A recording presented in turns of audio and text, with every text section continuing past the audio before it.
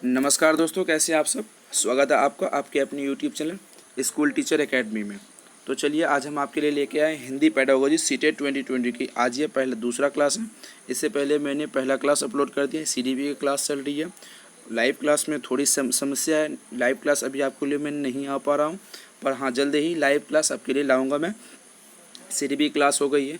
EVS NCERT EVS की pedagogy मैंने upload कर दी है। जाके चैनल के प्लेलिस्ट में जाके आप अच्छी तरीके से देख सकते हैं। ये मैंने जो भी वीडियो बनाई है वो ट्रिक के साथ मैंने वीडियो बनाई है। और ये पेडागोजी प्रैक्टिस सेट नंबर दूसरा क्लास है। ये आपको दूसरा क्लास है। इस क्लास के लिए आप अच्छी तरीके से फर्स्ट अटैम्प्ट में सीटेट क्लियर करने की गारंटी मैं इसलिए कह रहा हूँ। आपको इसके लिए आपको चैनल के साथ बने रहना होगा। मैं जितने भी आपके लिए टॉपिक लाता हूँ, ट्रिक्स लाता हूँ, आपके लिए जितने भी प्रैक्टिस लाता हूँ, सिर्फ आपको बस देखना। और ये भी फ्री ऑफ कॉस्ट है। आपको एक भी रुपया नहीं देनी होगी। बस इसके लिए आपको चैनल के साथ सिर्फ बने रहना होगा। तो आपको इसमें 30 में से 30 लाना है। क्योंकि 30 में से 30 मैं इसलिए लाने की बात कर रहा हूँ क्योंकि मैंने आपको ट्रिक के साथ बहुत सारे नोट्स बना के रखे हैं। नोट्स आपको लेने के लिए इस नंबर पे मैसेज करना होगा। इस नंबर पे आपको मैसेज करना 7634993536 पे। क्योंकि आपको मार्केट में बहुत सारे टेट के रिलेटेड बुक्स मिल जाएंगे, लेकिन बुक्स की लैंग्वेज जो बहुत इजी नहीं होती है, उसको समझने में आपको समय व्यतीत हो जाएंगे और उसमें पैसे भी बहुत खर्चे होंगे। आपको बहुत सारे अलग अलग टॉपिक के अलग अलग सब्जेक्ट के बुक लेने पड़ेंगे। आपको यहाँ पे टोटल ऑल सब्जेक्ट के बुक मिल जाएंगे, ऑल सब्जेक्ट के नोट्स मिल जाएंगे। सॉरी, मैं यहाँ आपको नोट्स प्रोवाइड करवा रहा हूँ ऑल सब्जेक्ट के। तो इसके लिए आपको मैसेज करनी होगी व्हाट्सएप पे। सबसे पहले इस स्कूल टीचर एकेडमी चैनल को सब्सक्राइब कर लीजिए। आपका अपना चैनल है, आपको चैनल में बने रहने के लिए आपको सब्सक्राइब करना चाहिए, क्योंकि हर नोटिफिकेशन आपको मिलती रही। चैनल को सब्सक्राइब करने के वीडियो को लाइक एंड शेयर ज़रूर कर दीजिए। आप किसी भी स्टेट टेट की तैयारी कर रहे हो, चाहे वो यूपी टेट की कर रहे हो, सबसे पहले सी टेट की कर रहे हो, UP TET, B TET, J TET and all state TET, जहाँ से भी आप बिलोंग करते हो, बस अपने स्टेट के नाम लिख के मुझे मैसेज करेंगे। इस नंबर पे व्हाट्सअप करेंगे। मैं आपको नोट्स प्रोवाइड करता हूँ। कंप्लीट नोट्स आपको मिलेंगी, ऑल सब्जेक्ट की मिलेगी, ठीक है। क्योंकि आपको बहुत सारे मार्केट में अगर नोट्स खरीदते हो तो बहुत सारे सब्जेक्ट खरीदने, वो लंबा समय लगता है पढ़ने में। क्योंकि मेरा एक्सपीरियंस प्लस आपके साथ इसमें मिलेगा आपको। तो इस नंबर पे आपको मैसेज करने हैं, व्हाट्सअप करना 7634993536 पे। तो चलिए आज का पहला क्वेश्चन देखेंगे। आज का पहला क्वेश्चन नंबर 136 है। चलिए देख लेते हैं। हिंदी भाषा शिक्षण में परिवीक्षित अध्ययन विधि संबंधित है। ऑप्शन ए कला नृत्य से, ऑप्शन बी वाद विवाद से, ऑप्शन सी भाषण अभिव्यक्ति से, ऑप्शन डी है इसका दृश्य श्रव्य सामग्री से। तो चलिए अपना राइट आंसर लगाइए। तो मैं परिवीक्षित अध्ययन विधि में आपको बता दूं, परिवीक्षित अध्ययन विधि उसे कहते हैं जिसमें स्टूडेंट किसी से वार्तालाप कर रहा हो, वाद विवाद कर रहा हो, यानी कि भाषण नहीं होगा। भाषण से एक अलग होती है, ये बात उस पर परिचर्चा कर रही है। इसमें से अपने अंतर के गुणों को बाहर करती है। परिवीक्षित विधि आपके इंटरनली जो मटेरियल होते हैं, गुण होते हैं, वो आपको बाहर करती है। तो इस विधि को कहते हैं। तो चलिए अपना राइट आंसर लगाइए।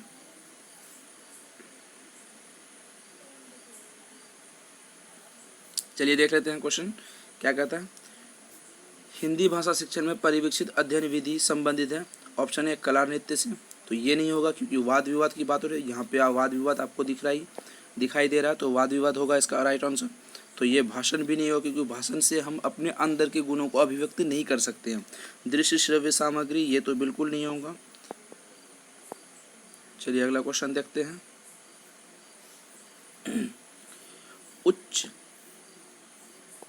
उच्च प्राथमिक स्तर पर संगोष्ठी से आशय है। संगोष्ठी क्या है? ऑप्शन ए विद्यार्थी समूह द्वारा बारी बारी से तैयार की गई स्पीच देना। ऑप्शन बी विद्यार्थी द्वारा वाद विवाद करना। ऑप्शन सी शिक्षक द्वारा किसी विषय पर भाषण देना। ऑप्शन डी विद्यार्थी द्वारा क्रीड़ा करना। तो अपना राइट आंसर लगाइए। इसका राइट आंसर क्या है?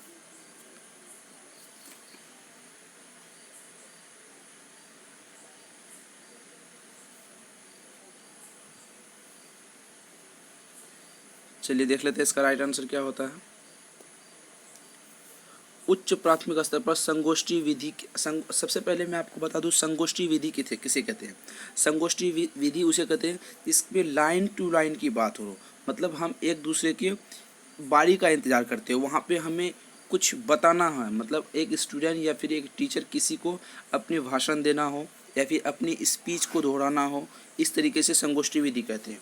तो यहाँ आपको पहले नंबर में मिल जाएगा विद्यार्थी अपने समूह द्वारा बारी बारी से, मतलब लाइन टू लाइन बारी बारी से जिसके नंबर आएंगे तैयार की गई स्पीच को देना, उसको संगोष्ठी विधि कहते हैं। ये आपका बिल्कुल नहीं होगा, ऑप्शन सी नहीं होगा, ऑप्शन डी नहीं होगा, ऑप्शन ए राइट है। चलिए अगला क्वेश्चन देखते हैं। हिंदी भाषा शिक्षण में कहानियों के प्रकार निम्न हैं। ऑप्शन ए वास्तविक कहानी, ऑप्शन बी काल्पनिक कहानी, ऑप्शन सी पौराणिक कहानी, ऑप्शन डी उपरोक्त सभी। तो अपना राइट आंसर लगाइए।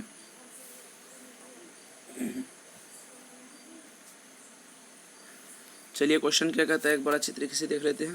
क्वेश्चन नंबर 138 है हिंदी भाषा शिक्षण में। हम यहाँ पे बात कर रहे हैं हिंदी भाषा शिक्षण की, पेडागोजी बात नहीं करें। सीडीपी क्लास चल रही है, आपको जितने भी पेडागोजी सीडीपी सीडीपी की पेडागोजी देखनी है और हिंदी की पेडागोजी देखनी है या फिर ईवीएस की पेडागोजी देखनी है, जितने भी देखनी है आप प्लेलिस्ट चैनल के प्लेलिस्ट में जाके देख लीजिएगा। आपको नोट्स चाहिए तो 7634993536 नंबर पे व्हाट्सअप कर देना। व्हाट्सअप करके आप अपना नोट्स ले सकते हैं। नोट्स बहुत अच्छे बनाए गए हैं, आप अच्छी तरीके से नोट्स लेके प्रिपरेशन कर सकते हैं। और पहले आप एक बार नोट्स ले, उसके बाद ही आपको अच्छी तरीके से समझ आएगी। बहुत सारे शिकायत होते हैं बहुत सारे स्टूडेंट की, सर फर्स्ट अटैम्प्ट में सीटेट क्लियर नहीं होता, फर्स्ट अटैम्प्ट में टेट क्लियर नहीं होता। तो कैसे नहीं होता भाई, आप पढ़ो तो सही। सबसे पहले मैथ की सीरीज़ चल रही है, मैथ में आपको ज़ीरो से हीरो बना दूंगा। मैथ में मेरी गारंटी है ज़ीरो से हीरो बना दूंगा मैं आपको। क्यों? क्योंकि मैं जो मैथ आपको बता रहा हूँ वो बेसिक लेवल से मैथ है। क्योंकि सबसे पहले मैं पॉइंट पकड़ने की कोशिश करता हूँ कहाँ कमी है। हाँ, कुछ मैथ ऐसे हैं जो पहले मेरे क्लास कर चुके हैं उनको बहुत इजी लगेंगी, लेकिन जो नए स्टूडेंट हैं मैं उनको ध्यान में रख के मैथ के नए नए पॉइंटों पर डिस्कस करता हूँ। तो आप जाके चैनल के प्लेलिस्ट में जाके अच्छी तरीके से देख सकते हैं और व्हाट्सअप पे आप मैसेज करके बता भी सकते हैं किस तरीके से आपकी जो पढ़ाई है बेहतर हो रही है नहीं बेहतर हो रही, तो मैं उस तरीके से अपनी फिर इम्प्रूव करने की कोशिश करूँगा। आप कमेंट में मैसेज कर सकते हैं, मैं आपका कमेंट अच्छी तरीके से पढ़ता हूँ। चलिए क्वेश्चन देखते हैं। क्वेश्चन क्या कहता है, हिंदी भाषा शिक्षण में कहानियों के प्रकार निम्न हैं। कहानियों क्या प्रकार हैं? वास्तविक कहानी, जाहिर सी बात है हिंदी भाषा शिक्षण की बात हो रही है, जब हिंदी भाषा शिक्षण की बात हो रही है वहाँ पे कहानियों के प्रकार क्या क्या हो सकते हैं। वास्तविक कहानी, हमने मुंशी प्रेमचंद के बारे में पढ़ा था। हमने बहुत सारी ऐसी कहानियाँ पढ़ी हैं, जैसे कि बहुत सारी कहानियाँ, हालांकि मुझे उतने याद नहीं आ रहे हैं। बहुत सारी ऐसी कहानियाँ हैं जो हमने खड़क सिंह वाले पढ़े थे और रानी लक्ष्मीबाई के बारे में पढ़े थे। बहुत सारी ऐसी कहानी जो वास्तविक रियल कहानी से प्रेरित है, जो कल्पना वाली कहानी। हमने हिंदी भाषा शिक्षण में कल्पना जो हमारे सिर्फ सोच में होती है, रियल लाइफ में उसकी कोई तवज्जो नहीं होती, इस ऐसी भी कहानी हमने पढ़ी है। पौराणिक कहानी, पुरानी कथाओं के बारे में भी हमने पढ़ा है। तो यहाँ पर हम लोग हिंदी भाषा शिक्षण में वास्तविक कहानी जो रियल हमारी लाइफ से घटित होती है उसके आधार पर पढ़ी है। दूसरा काल्पनिक कहानी, जो हम लोग राइटर जो सोचते हैं, जो कहानी लिखने वाले जो अपने दिमाग में सोचते हैं, वो इस तरीके से अपनी कॉपी कलम लेके अपनी दिमाग की जो भी कल्पना है उसको उतारते हैं, उसके बाद वो कहानी के रूप में प्रकट करते हैं। तीसरा है पौराणिक कहानी, पुराने ज़माने वाली जो कहानी है वो भी सुनते हैं। तो इसका राइट आंसर डी होगा। चलिए अगला क्वेश्चन देखते हैं। हिंदी भाषा शिक्षण में अभिक्रमिक सामग्री के निर्माण में तैयार की अवस्था संबंधित है। ऑप्शन ए इकाई का चयन, ऑप्शन बी पूर्व व्यवहारों के परीक्षण की रचना, ऑप्शन सी सामग्री को फ्रेम में प्रस्तुत करना, ऑप्शन डी उपरोक्त में से ए और बी। अपना राइट आंसर लगाइए।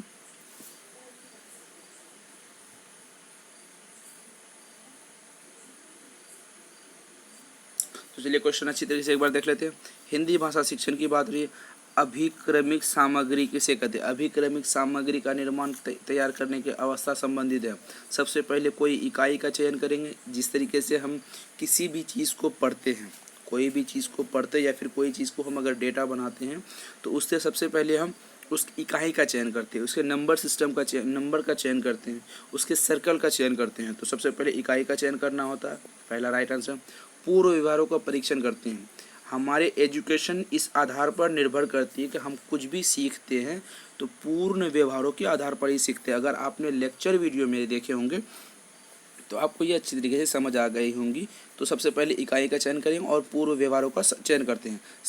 सामग्री को फ्रेम में प्रस्तुत करना, ऐसा कोई ज़रूरी नहीं है, कोई हम कहानी रचना नहीं करते हैं, क्योंकि वो उसे सामग्री को फ्रेम मतलब उसको डिज़ाइन नहीं करते कोई ज़रूरत नहीं डिज़ाइन बिना किए हुए भी हम, अगर हमारे कंटेंट बेहतर हो, अगर हमारी लैंग्वेज अच्छी हो और हमने जो चूज़ की मतलब जिसको हमने चूज़ किया है वो बेहतर हो, तो बहुत अच्छी तरीके से हम बिना फ्रेम करके प्रस्तुत कर सकते हैं। तो आपका राइट आंसर डी होगा, ए और बी दोनों। चलिए अगला क्वेश्चन देखते हैं।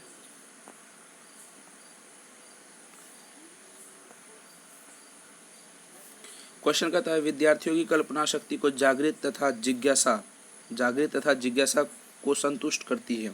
ऑप्शन ए कहानी विधि, ऑप्शन बी कविता विधि, ऑप्शन सी निगमन विधि, ऑप्शन डी आगमन विधि। तो अपना राइट आंसर लगाइए।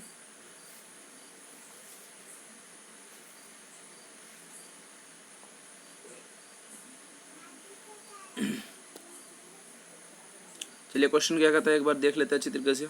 विद्यार्थी को क्वेश्चन नंबर 140 है। विद्यार्थियों को कल्पना की मैं आपको बता दूं रियल नहीं होती। सबसे पहली बात, जो हम देखते हैं वो रियल है, जो नहीं देखते वो कल्पना है। जो हम रात में सपना देखते हैं वो कल्पना है। कल्पना का मतलब जो हम अपने मन में सोचते हैं, अपने दिल में और दिमाग में सोचते हैं, उसे हम प्रकट कर नहीं सकते, सिर्फ हम सोच और समझ सकते हैं। ठीक है, उसे कल्पना कहते हैं। ये आपको क्लियर हो गई, यहाँ पे कॉन्सेप्ट क्लियर हो जाती है तो अच्छी तरीके से आपको समझ आ जाएगी। कल्पना शक्ति को जागृत तथा जिज्ञासा क्यूरियोसिटी को संतुष्ट करती है। तो यहाँ पे 3 ऑप्शन है।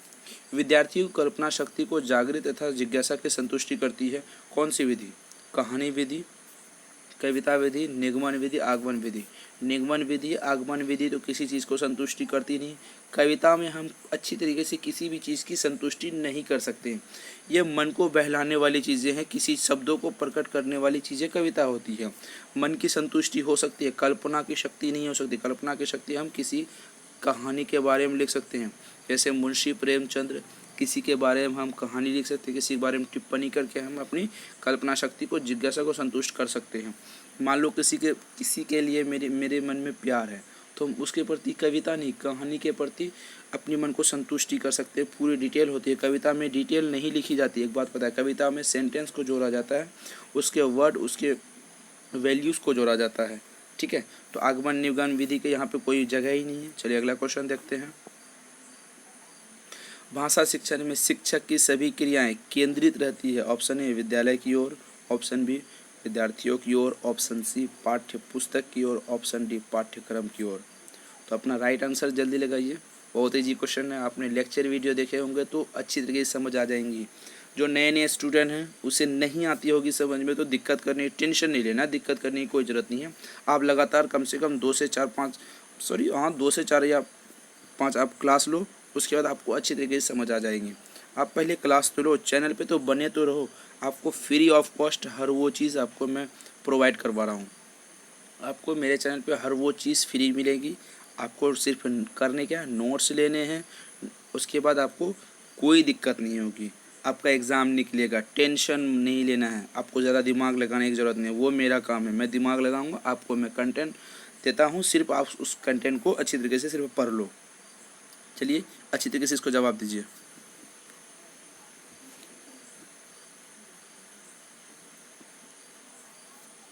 हिंदी भाषा शिक्षण में शिक्षक की सभी क्रियाएं, जो टीचर की जितनी भी एक्टिविटीज़ होती हैं, किसके केंद्रित होती है, किस पर सेंटर्ड होती है।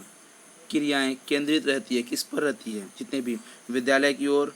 क्या शिक्षक सिर्फ विद्यालय के लिए बनाए जाते हैं? बिल्कुल नहीं, ऐसा कभी नहीं हो सकता। शिक्षक विद्यालय के लिए नहीं होते हैं, विद्यार्थी की ओर।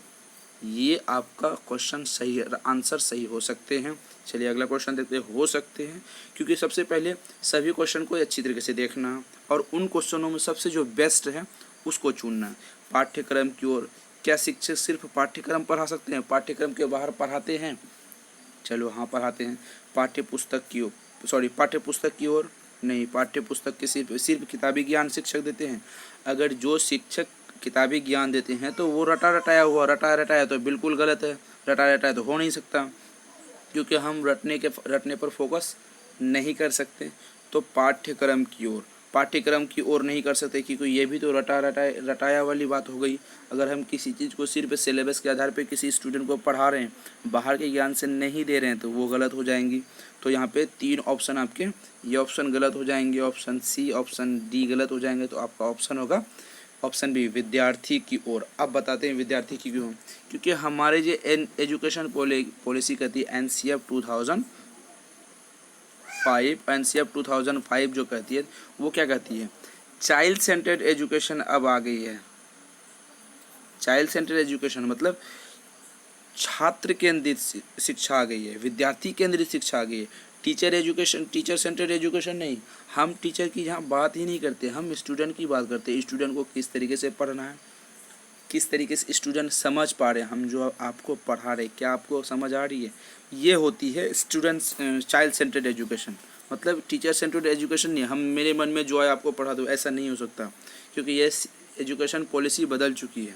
तो आपको ये याद रखनी होगी। आप भी जब नेक्स्ट टाइम पास करके जब आप स्कूल में ज्वाइन करेंगे, तो आपको स्टूडेंट के प्रति जागृत होना, उसकी क्यूरियोसिटी को समझना, उसके बारे में सोचना, उसको किस तरीके से आप पढ़ा रहे हैं ये इम्पोर्टेंट रखता है।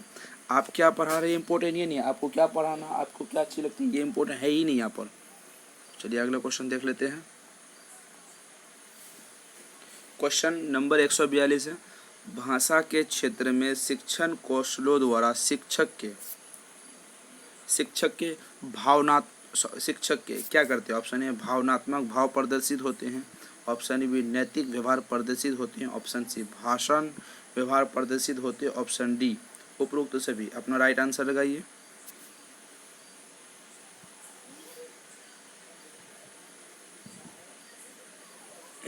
चलिए क्वेश्चन क्या कहता है अच्छी तरीके से एक बार देख लेते हैं।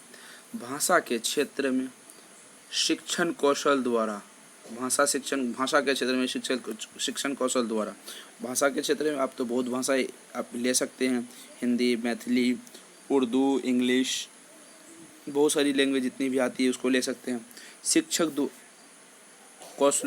भाषा के क्षेत्र में शिक्षण कौशलों द्वारा शिक्षक के भावनात्मक भाव प्रदर्शित होते हैं। हाँ, शिक्षक की भावनात्मक भाव प्रदर्शित होते हैं। नैतिक व्यवहार, हम मॉरल डेवलपमेंट का विकास 100% होना है। क्यों, इसलिए मॉरल डेवलपमेंट का प्रदर्शित होना है। क्यों प्रदर्शित होना है मॉरल डेवलपमेंट, अगर एक टीचर का मॉरल बेहतर हो तो टीचर की डेवलपिंग बेहतर हो, टीचर का नैतिकता बेहतर होती है, तो उसका असर बच्चों पर पड़ता है। जैसे आप मान लो शराब पी के पढ़ाने जाते हो, तो बच्चे भी आपकी एक्टिविटीज़ को देख के उसी को फॉलो करेंगे। तो टीचर का भावनात्मक बेहतर होनी चाहिए, फील बेहतर होनी चाहिए, प्रदर्शित कर सकते हैं फील को। दूसरा नैतिक व्यवहार, नैतिक व्यवहारों में बेहतर होनी चाहिए, मॉरल डेवलपमेंट शिक्षक का बेहतर होनी चाहिए। भाषण व्यवहार प्रदर्शन, आप जिस तरीके से बच्चों को सिखाएंगे बच्चे उसी तरीके से सीखेंगे। आपकी भाषण की शैली कैसी होनी चाहिए, आपका बोलने का बिहेव कैसी होनी चाहिए, वहाँ पे एटीट्यूड नहीं दिखानी, वहाँ पे बिहेव दिखानी। आपकी गुड बिहेव ही स्टूडेंट पे असर पड़ता है उनकी। तो ठीक है, ये तीनों ऑप्शन से इसका राइट आंसर मतलब डी है। तो चलिए अपना अगला आंसर देखते हैं, अगला क्वेश्चन देखते हैं। भाषा शिक्षण में कक्षा में चल रही संप्रेषण क्रिया क्या है। ऑप्शन ए बाह्य क्रिया कहलाती है, ऑप्शन बी अंतः क्रिया कहलाती है, ऑप्शन सी आर्थिक क्रिया कहलाती है, ऑप्शन डी नैतिक क्रिया कहलाती है। अपना राइट आंसर जल्दी लगाइए।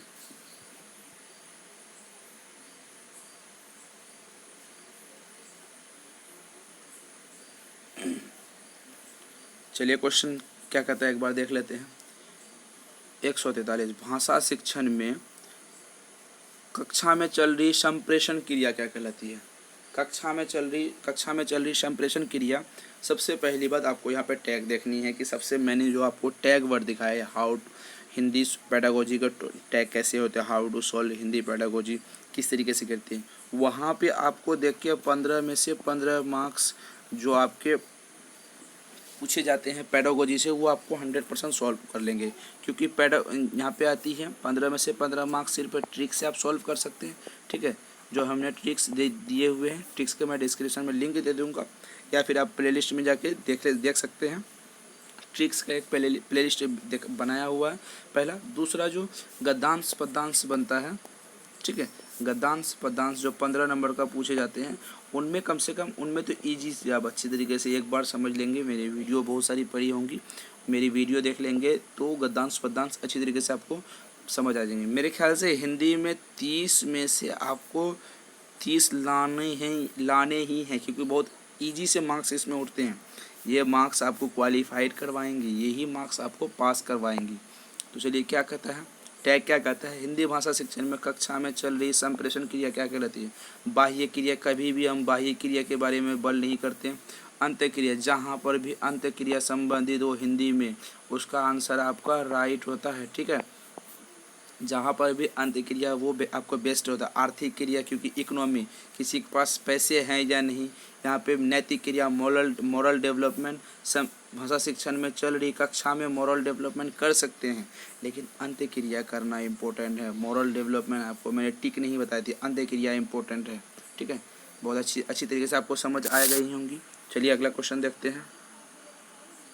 ठीक है, भाषा शिक्षण में रचना से संबंधित भाग हैं। ऑप्शन ए मौखिक व लिखित भाग, ऑप्शन बी जटिल व सरल, ऑप्शन सी लिखित व सांकेतिक, ऑप्शन डी पठन व श्रवण।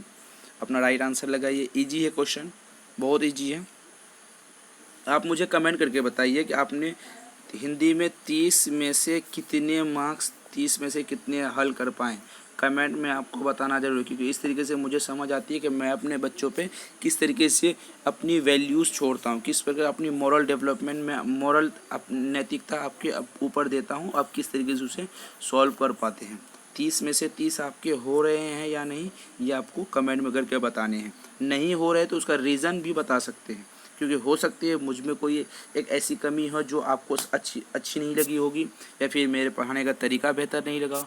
आपको अच्छा या बुरा, आपको लाइक्स देख के मुझे पता चल जाता है कि आप बेहतर समझ पा रहे हैं नहीं समझ पा रहे हैं, लेकिन फिर भी मैं कमेंट का इंतज़ार करता हूँ। और व्हाट्सएप ग्रुप में आप जुड़ सकते हैं, नंबर मैं लास्ट में दे दूँगा या फर्स्ट में दे दूँगा। चलिए इस क्वेश्चन का आंसर दीजिए।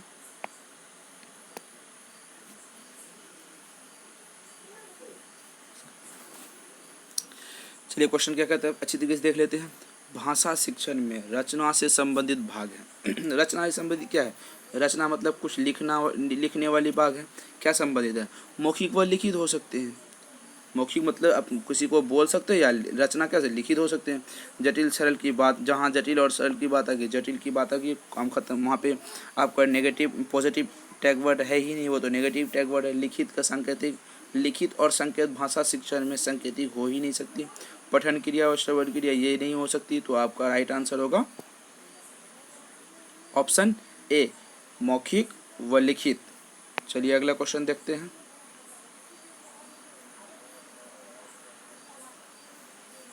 आज वर्तमान समय में हमारी नई शिक्षा नीति का उद्देश्य है।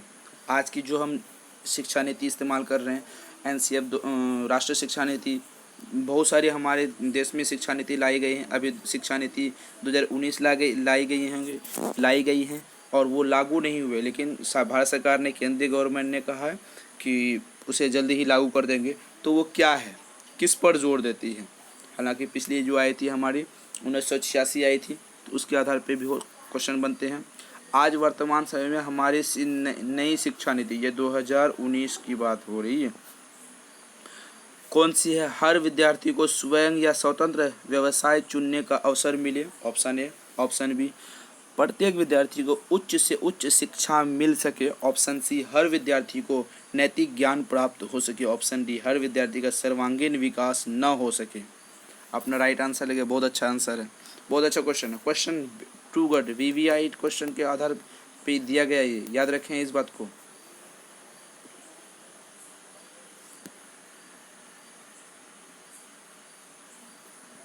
चलिए क्वेश्चन अच्छी तरीके से समझते हैं। क्वेश्चन क्या कहता है?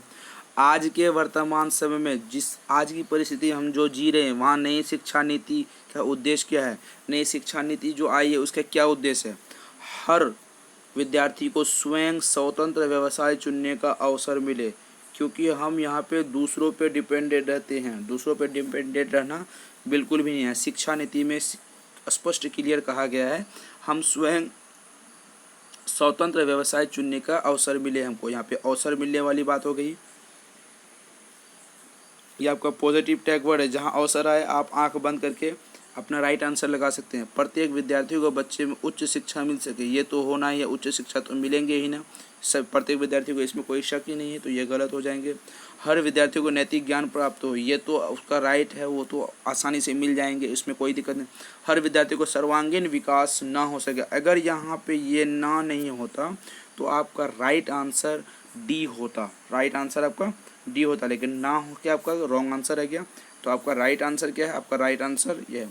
हर विद्यार्थी को, आज की शिक्षा नीति 2019 जो लाई गई है, इस शिक्षा नीति में कहा गया हर प्रत्येक विद्यार्थी को स्वयं स्वतंत्र व्यवसाय चुनने का अवसर मिल सके। चलिए अगला क्वेश्चन देखते हैं।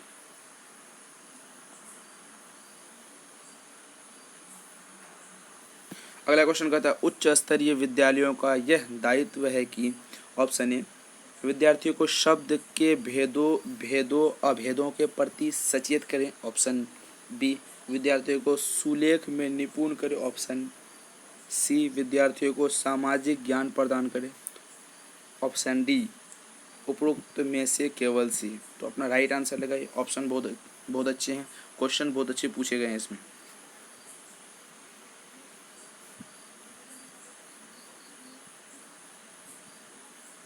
चलिए क्वेश्चन क्या कहता है एक बार अच्छी तरह से देख लेते हैं। क्वेश्चन कहता है उच्च स्तरीय विद्यालयों में, मतलब हायर एजुकेशन की बात हो रही है या फिर अपर मिडिल की बात हो रही है या फिर इसमें अपर प्राइमरी की बात हो रही है, दोनों में आप तीनों में आप इसको कंसल्ट कर सकते हैं, इसमें जोड़ सकते हैं। दायित्व क्या है, विद्यार्थियों को शब्द के भेदों अभेदों को प्रति सचेत करें। हाँ सचेत कर सकते हैं, शब्द भेदों के अवधि सचेत कर सकते हैं। विद्यार्थियों को सुलेख में निपुण नहीं करना, निपुण ये नेगेटिव टैग वर्ड है, निपुण करना ही नहीं, क्योंकि मैंने आपको निपुण पढ़ाया था। विद्यार्थियों को सामाजिक ज्ञान प्रदान करें, ये भी हो सकता है। यहाँ पे उपरोक्त में से केवल सी क्यों नहीं, केवल सी नहीं हो सकता, या तो ये भी होंगे ये भी होंगे। तो यहाँ पे केवल सी अगर ये इसको होना था तो ये नहीं होते, तो इस हिसाब से ये होंगे। ऑप्शन सी होना था तो ऑप्शन डी नहीं होते, तो इस हिसाब से ऑप्शन ए होंगे।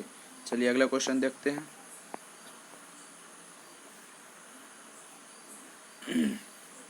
भाषा शिक्षण के क्षेत्र में भाषा यंत्र प्रणाली का मुख्य उद्देश्य है। ऑप्शन ए विद्यार्थियों को रचना कार्य करवाना, ऑप्शन बी विद्यार्थियों को खेल खेल में रचना करना सीखना, ऑप्शन सी विद्यार्थियों की अभिव्यक्ति में सुधार करना, ऑप्शन डी विद्यार्थियों को रचनात्मक कार्य भी न करवाना। अपना राइट आंसर लगाइए।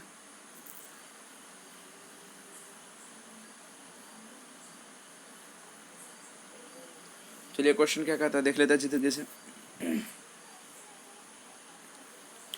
भाषा शिक्षण के क्षेत्र में भाषा यंत्र प्रणाली की बात आ रही है। विद्यार्थियों को रचना कार्य करवाना, रचना कार्य हम क्यों करवाएंगे यंत्र में। विद्यार्थियों को खेल खेल में रचना सिखाना, ये इम्पोर्टेंट है, ये आपके खेल खेल में कि कोई चीज़ सिखाना। यहाँ पे अपर मिडिल की बात नहीं हो रही, यहाँ पे प्राइमरी की बात हो रही है।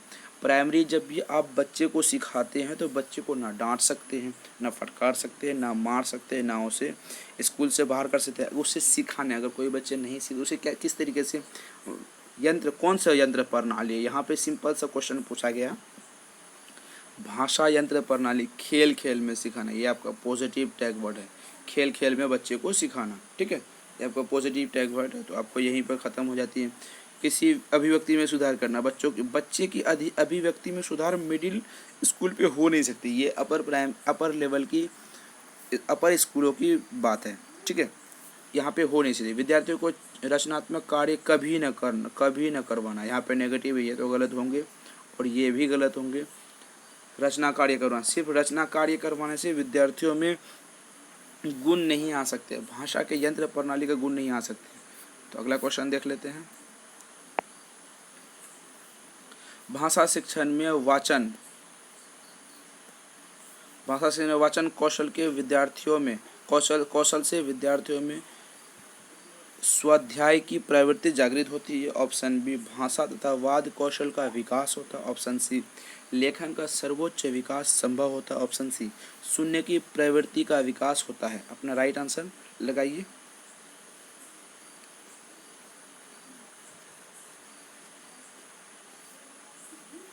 चलिए देखते हैं क्वेश्चन क्या कहता है। भाषा शिक्षण में वाचन कौशल से वाचन कौशल से विद्यार्थियों में स्वाध्याय की प्रवृत्ति जागृत होती है। यहाँ ध्यान रखिए, यहाँ भाषा शिक्षण की बात हो रही है। वाचन कौशल से मतलब वो बोलने से विद्यार्थियों में स्वाध्याय खुद पर अपने आप सुधार हो जाती है। खुद से स्वाध्याय मतलब खुद से अपने आप सुधार हो जाए।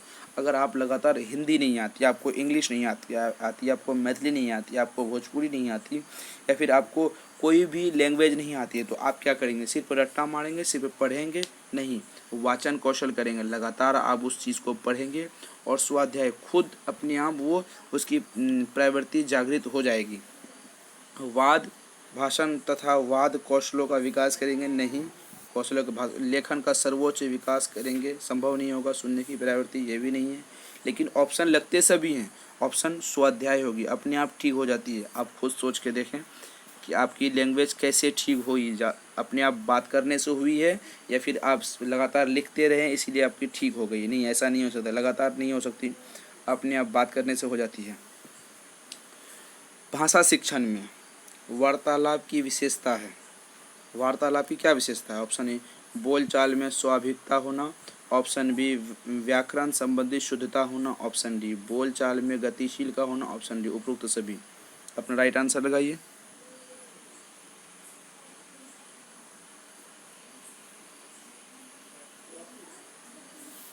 चलिए क्वेश्चन एक बार देख लेते हैं। भाषा शिक्षण में वार्तालाप मतलब बातचीत करना। वार्तालाप मतलब एक दूसरे से बातचीत करना। बोलचाल में स्वाभाविक होना, हाँ ठीक है, स्वाभाविक हो जाते हैं। व्याकरण संबंधी शुद्धता होना, बोलचाल में व्याकरण संबंधी शुद्धता होना इम्पोर्टेंट तो नहीं है, ये नहीं भी हो सकते हैं। बोलचाल में गतिशील का होना ये, हाँ ये सर्कुलेशन बहुत अच्छी चीज़ है। अगर आपको मैंने पहले कहा था एक से अधिक आंसर मतलब ये भी सही, अगर ये भी सही, एक से अधिक आंसर हो तो वहाँ पे आपका ऑप्शन रहे उपयुक्त डी रहे लिखा हुआ तो उपयुक्त डी होगा, तो इस हिसाब से ये भी सही होंगे। तो चलिए अगला क्वेश्चन देख लेते हैं। हिंदी भाषा शिक्षण में वाक्य किसे कहते हैं? ऑप्शन ए मुख से निकलने वाली सार्थक ध्वनियाँ, ऑप्शन बी व्यक्ति की आकांक्षाएँ, ऑप्शन सी व्यक्ति की भावनाओं का दीर्घदर्शन होना, ऑप्शन डी बालक की अभिव्यक्ति का विकास होना।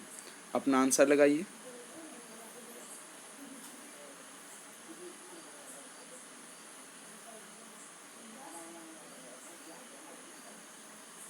चलिए क्वेश्चन देख लेते हैं एक बार। हिंदी भाषा शिक्षण में वाक्य किसे कहते हैं? किसे वाक्य कहते हैं? मुख से निकलने वाली सार्थक ध्वनियाँ। आप अगर वहाँ पे प्लेलिस्ट में जाके हिंदी के बारे में हिंदी का लेक्चर वीडियो देखे होंगे, ध्वनियाँ देखे होंगे, ध्वनि वाली सीरीज़ देखे होंगे, ध्वनि वाली वीडियो देखे होंगे, आपको भाषा सीखने वाक्य किसे कहते हैं, ध्वनि की सार्थक इकाई, एक लाइन में आपका आंसर क्लियर है। मुख से निकलने वाली सार्थक ध्वनियाँ वाक्य कहलाती है। बात खत्म है, इधर कोई बात ही नहीं है। तो चलिए आज के लिए बस इतना ही। वीडियो लाइक कर दीजिए और दोस्तों के साथ शेयर ज़रूर कर दीजिए। नए हैं तो चैनल को सब्सक्राइब करके बेल आइकन को भी प्रेस कर दीजिए, ठीक है। तो चलिए आज के लिए बस इतना ही। Thank you.